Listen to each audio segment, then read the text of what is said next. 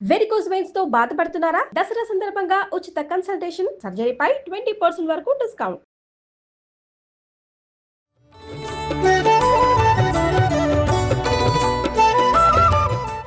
నమస్తే రమ్మగారు. నమస్తే జయ. దసరా నవరాత్రి స్పెషల్ నైవేద్యాలు చేస్తా ఉన్నాము. నాకు వంటకాలే వస్తుంది రమ్మగారు.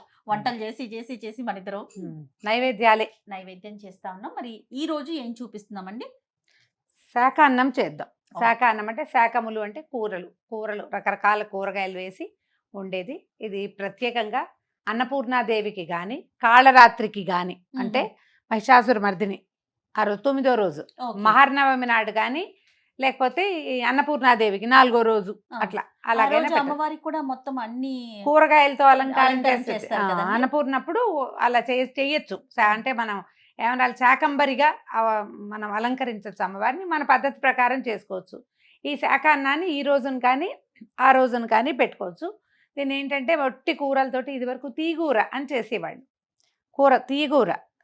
తీగూర అంటే ఇది ఎప్పుడు చేస్తాము? సంక్రాంతి రోజుల్లో గుమ్మడికాయ అన్నీ కలిపి కలగూర తీయగూర అలా చెప్పేవాళ్ళు. మనం కూరగాయల పులుసులో ఎక్కువగా అక్కడ దప్పలం కొంచెం చిక్కగా ఉండేలాగా అలా చేసేవాళ్ళు. దీన్ని అన్నంతో కలిపి శాకములే అన్నంలో వేసేది. ఇప్పుడు సార్ట్ ఆఫ్ బిర్యానీ అనుకుందాం. కానీ మసాలాలు ఉల్లిపాయలు వెల్లుల్లిపాయలు ఏమీ లేకుండా చింతపండు పులుసుతోటి మనం సాంబార్ అన్నంలాగా చేసి నివేదన చేయొచ్చు.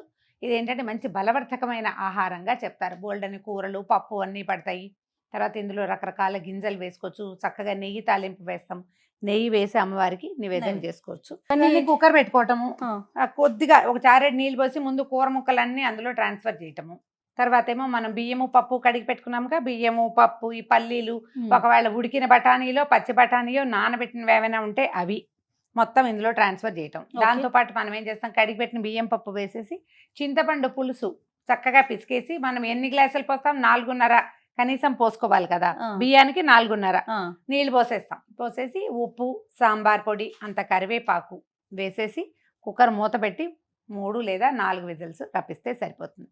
మన కుక్కర్ అంటే వచ్చేస్తుంది అనుకో 4, లేదు కొంచెం స్లో కుక్కర్ పాత పడింది అనుకోండి 2.5 విజిల్స్. 3వ విజిల్ రాగానే టక్కిని కట్టేయండి. ఓకే. చల్లారాక మూత తీసి చక్కగా నెయ్యి వేసి అంత పోపు కనుక పైన పెట్టేసి అంత కొత్తిమీర వేస్తే కదంబ సాదం రెడీగా ఉంటుంది. దీన్ని కదంబం అంటాం ఎందుకంటే మల్టిపుల్ కూరలు పడతాయి కాబట్టి.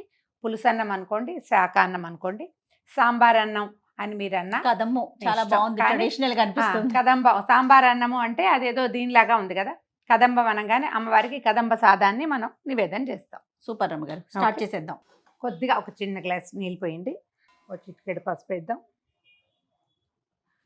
ఓకే, మనం తరిగి పెట్టుకున్నాం రకరకాల కూరగాయలు. నేనేం చేస్తానంటే ఇది పొయ్యి మీద పడేసి ఒకటి తరిగి వేసేస్తానమాట. ముందు మనం ఏర్పాటుగా చేసాం కాబట్టి ఇన్ని తరిగి పెట్టుకున్నాం. కొంచెం కాగనిస్తారా? ఏం అక్కర్లా, వేసేసుకోవచ్చు. నేను చూడండి బీన్స్ వేస్తున్నాను. ఏవైనా అన్ని ఇన్ని చాలండి, ఎక్కువ ఏం అక్కర్లేదు. 2 బెండకాయలు కూడా ఇందులోనే ఉన్నాయి. తర్వాత బెండకాయలు 2 ఉన్నాయి. ఎక్కువ జిగురు వస్తుంది, అంత కాకుండా ఊరికే 2 రుచి కోసం వేసుకోవాలంతే. చిక్కుడుకాయలు ఉన్నాయి. తర్వాత ఒక సొరకాయ ముక్కలు కాసినాయి. ఒక క్యారెట్, బీట్రూట్ వేస్తే రంగు మారుతుంది, వేయబోకండి. తర్వాత ఇదిగో చిలకడ దుంపలు, ఇవేమో ఆలుగడ్డలు, తర్వాత చిలకడ దుంప ముక్కలు, ఇవి చామదుంపలు. పచ్చిమిర్చిని చిన్న ముక్కలు చెయ్యొద్దు, బారుగా ఊరికే ఒక ఘాటు పెట్టి వేసేమంటున్నారు. అప్పుడు ఏమవుతుందంటే దాన్ని రుచి వస్తుంది కానీ అది కలిసిపోకుండా ఉంటుంది. మనం నివేదన చేసిన తర్వాత వడ్డం చేసేటప్పుడు కాయ కనపడుతుంది చూడండి, ఇట్లా కనిపిస్తుంది కదా. అవును. ఒక టమాటా వేస్తున్నాను. ఓకే, ఇప్పుడు ఏం చేస్తున్నానంటే ఇక బియ్యము కందిపప్పు కడిగాను కదా, అది వేసేస్తుంది. ఎక్కువ బియ్యం చాలా ఏం చేయక్కర్లేదు జయ, ఒక చిన్న కప్పు వేసినా కూడా బోల్డ్ అయిపోతుంది. అవును, కూరగాయలన్నీ ఉన్నాయి కదండి, చాలా ఉన్నాయి కదా. ఉప్పు వేస్తే పప్పు ఉడకదు అలాంటి అనుమానాలు పడకండి, చక్కగా ఉడికిపోతుంది. ఇది కుక్కర్ కదా. పులుసు పొడి ఏది ఉంటే అది. ఓకే, ఇవి 1కి 4 లేదా 4.5 కొలత పెట్టుకున్నాం కదా. అవునండి. ఈ పులుసు నీళ్లు పోసేద్దాం. చింతపండు పులుసు కొంచెం పలచగా తీసి పెట్టుకోవాలి అంతే. ఓకే. పల్లీలు నానబెట్టి పెట్టాను, కొన్ని నానబెట్టిన పల్లీలు వేసుకోండి. ఓకే, ఒకసారి గరిటె పెట్టి కదిపేసి పైకి కిందికి.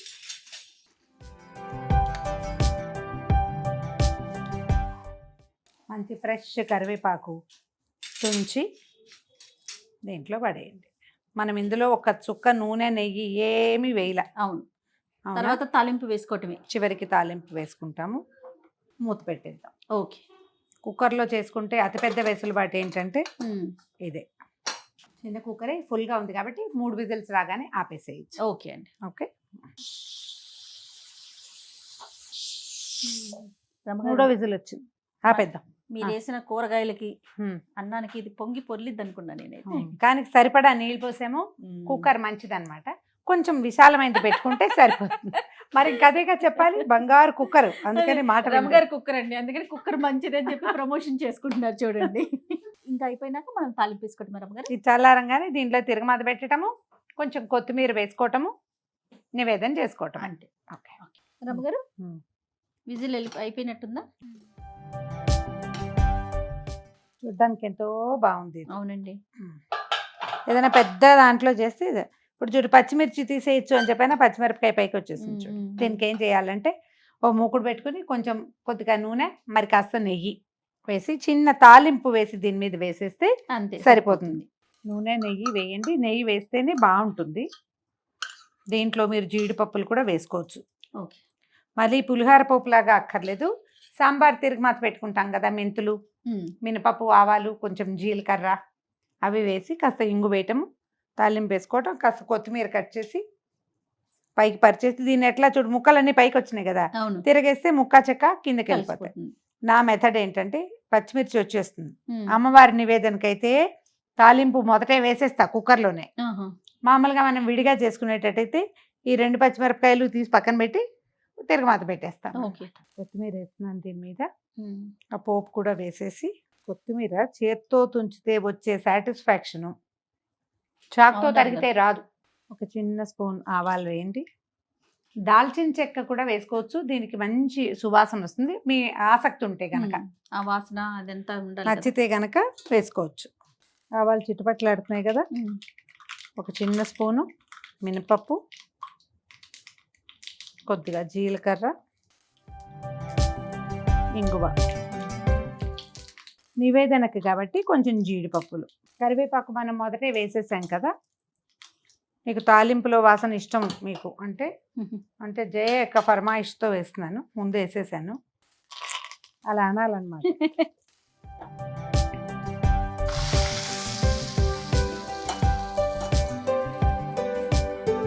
ఒక్కసారి కలిపేసి ఇది లోపలికి పోపు వాసన పోకుండా. చూసావా లూజ్గా కనపడుతుందా? అవునండి. పప్పు చక్కగా ఉడికిపోతుంది. దీనికి ప్రధానమైన పద్ధతి ఏంటంటే పప్పు బియ్యం ముందు నానబెట్టుకోవాలి. అవును. నానిన పప్పు చక్కగా బాగా ఉడుకుతుంది, కలిసిపోతుంది. ఒక ప్రసాదాలకే కాదు రమ్మగారు, వంటకి కూడా పప్పు కానీ తిన్న నానబెట్టుకుంటే. అంటే ఒక మెథడ్ కూడా ఉంది జయ. ఆరోగ్య రహస్యం ఏంటంటే కందిపప్పు వీటికి ఆ పైన ఒక రకమైన పొట్టు ఉంటుంది, దానివల్ల చాలా మందికి గ్యాస్ ఫామ్ అవుతుంది. అదే అసలు కొంతమంది డాక్టర్లు ఆయుర్వేద వైద్యులు అయితే రాత్రి నిద్రపోయేటప్పుడు నానబెట్టుకుని పొద్దున వండుకోండి అంటారు. కనీసం 5-7 అవర్స్ కనుక నానితే పప్పు ఉడకటమే ఉండదు, మనకి గ్యాస్ ప్రాబ్లం ఉండదు, గ్యాస్ వేస్ట్ కూడా కాదు. వేరే పాత్రలో పెట్టేసి అమ్మవారికి నివేదన పెట్టించేద్దామా? అట్లానేనండి. కూర ముక్కలన్నీ ఎంత మృదువుగా కనపడుతున్నాయి చూసావా? అవును రమ్మగారు. కుక్కర్ అవ్వటం వల్ల మనకి ఇంత బియ్యం వేశారు చూడండి, ఎంత అయిందో. ఒక చిన్న కప్పు బియ్యం. అవును. ఇది వడ్డించేటప్పుడు కూడా నివేదనకి మనం నెయ్యి వేస్తాం, కొద్దిగా నెయ్యి వేసుకుని తింటేనే ఇది ఎక్కువ బాగుంటుంది. అదే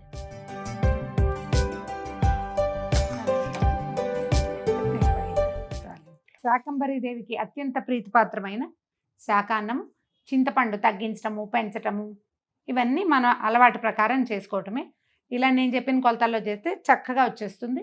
ట్రై చేసి చూడండి. అమ్మవారికి నివేదనలో ఒకరోజు తప్పకుండా ఈ శాకాన్నాన్ని లేదా కదంబ సాదాన్ని చేసుకోండి. తప్పకుండా రమ్మగారు. మరొకసారి సుమన్ టీవీ ప్రేక్షకులందరికీ దసరా శుభాకాంక్షలు.